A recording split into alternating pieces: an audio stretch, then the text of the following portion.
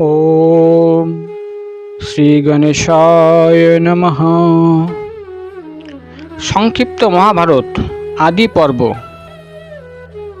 ব্রহ্মতেজের মহিমা এবং বিশ্বামিত্রের সঙ্গে বশিষ্ঠের নন্দিনী গাভীর সংঘর্ষ।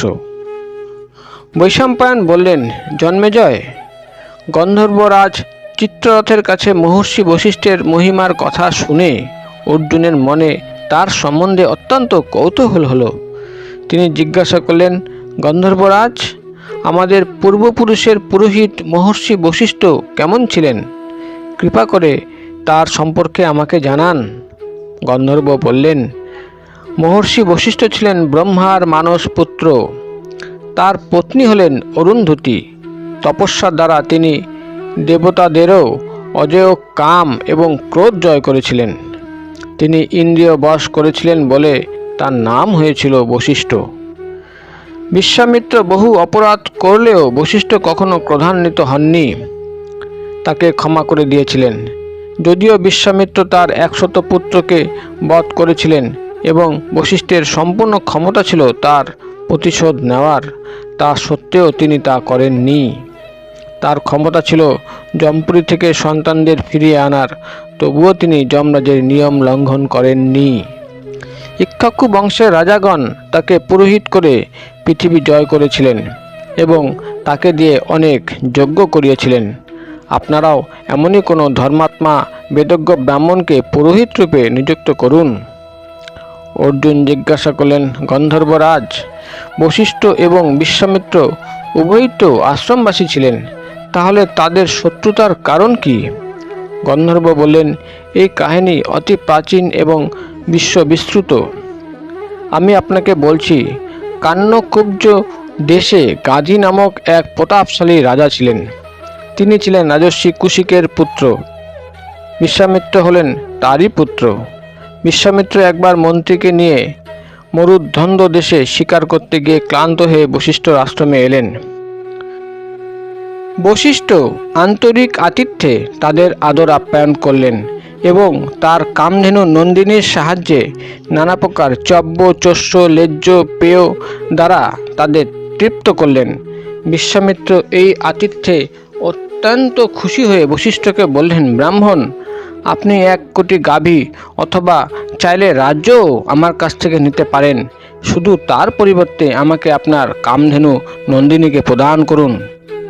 বশিষ্ঠ বলেন, এই দুগ্ধবতী গাভীকে আমি দেবতা, অতিথি, পিতৃপুরুষ এবং যক্ষদের জন্য রেখেছি। আপনার সমস্ত রাজ্যের পরিবর্তেও একে আমি দিতে পারি না। বিশ্বামিত্র বলেন, আমি ক্ষত্রিয়, আপনি ব্রাহ্মণ। আপনি শান্তচিত্ত মহাত্মা, সর্বদাই তপস্যা ও সাধ্যে ব্যাপৃত থাকেন। আপনি কি করে একে রক্ষা করবেন? 1 কোটি গাভীর পরিবর্তেও যদি একে না দেন, তাহলে আমি বলপূর্বক একে হরণ করব, তার অন্যথা হবে না। বশিষ্ঠ বলেন, আপনি বলবান, ক্ষত্রিয়, যা চান তা করতে পারেন, তাহলে চিন্তা কিসের?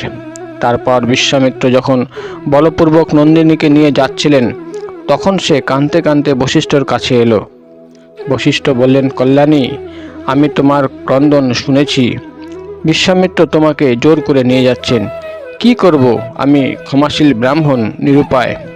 নন্দিনী বলল, এরা আমাকে চাবুক আর লাঠি দিয়ে প্রহার করছে। আমি অনাথের মতো ক্রন্দন করছি। আপনি কেন আমাকে রক্ষা করছেন না? বশিষ্ঠ তার করুণ ক্রন্দন শুনেও ক্ষুব্ধ বা বিচলিত হলেন না।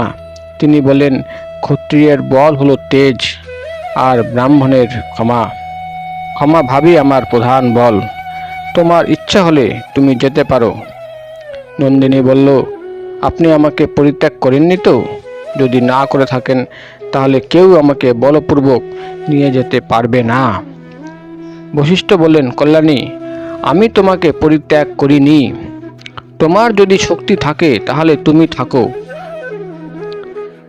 দেখো তোমার বাছুরদের ওরা কিরকম শক্ত দড়ি দিয়ে বেঁধে নিয়ে যাচ্ছে। বশিষ্ঠের কথা শুনে নন্দিনীর মাথা উঁচু হয়ে গেল, চোখ রক্তবর্ণ হলো। সে বজ্রগম্ভীর স্বরে ডাকতে লাগলো। তার সেই ভীষণ মূর্তি দেখে সৈন্যরা ভয়ে পালিয়ে গেল। যখন তারা আবার তাকে ধরতে এলো তখন সে সূর্যের মতো তেজ ছড়াতে লাগলো। তার সর্ব অঙ্গ দিয়ে যেন অগ্নিবর্ষণ হচ্ছিল। তার এক এক অঙ্গ দিয়ে পহল্লব, দ্রিবিন, শক, যবন, শবর, পৌণ্ড, কিরাত, চীন, হুন, সিংহলি, বর্বর, খস, ইউনানি এবং ম্লেচ্ছ প্রকটিত হলো এবং অস্ত্রশস্ত্র নিয়ে বিশ্বামিত্রের এক এক সৈন্যের উপর 5-7 জন করে লাফিয়ে পড়ল। সংঘর্ষ শুরু হয়ে গেল, কিন্তু আশ্চর্যের ব্যাপার হলো যে নন্দিনীর সৈন্যরা কাউকেই বধ করল না। সৈন্যরা যখন বহুদূরে পালিয়ে গেল তাদের রক্ষা করার কেউ রইল না। তখন বিশ্বামিত্রের ক্ষত্রিয় তেজের উপর বড় গ্লানি হলো। তিনি বিষণ্ণ হয়ে ভাবতে লাগলেন, ধিক্কার এই ক্ষত্রিয় বলকে, জগতে ব্রহ্মতেজই আসল বল, এই দুইয়ের জন্য তপবলই প্রধান। এইসব চিন্তা করে তিনি তার বিশাল রাজ্য, সৌভাগ্য, লক্ষ্মী এবং সাংসারিক সুখভোগ পরিত্যাগ করে তপস্যা শুরু করলেন। তপস্যায় সিদ্ধি লাভ করে তিনি সর্বলোক নিজের তেজে পরিপূর্ণ করে দিলেন এবং ব্রাহ্মণত্ব লাভ করলেন। তিনি ইন্দ্রের সঙ্গে সোমপানও করেছিলেন। এর পরের পর্বে মহর্ষি বশিষ্ঠের ক্ষমা, কলমাসপাদের কথা এবং ঋষি পরাশরের জন্মের কথা আপনাদের গল্পের আকারে পড়ে শোনানো হবে।